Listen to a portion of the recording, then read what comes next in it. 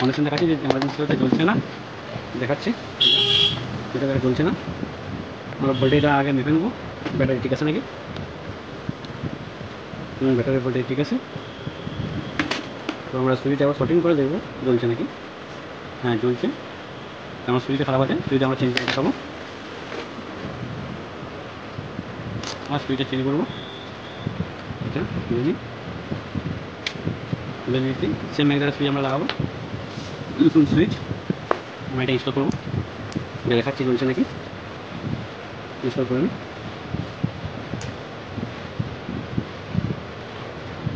Install করে নিই, দেখুন ঝাল দিতে হবে, এই ঝালগুলো তো দিয়ে নিই, দেখাচ্ছি জ্বলছে নাকি।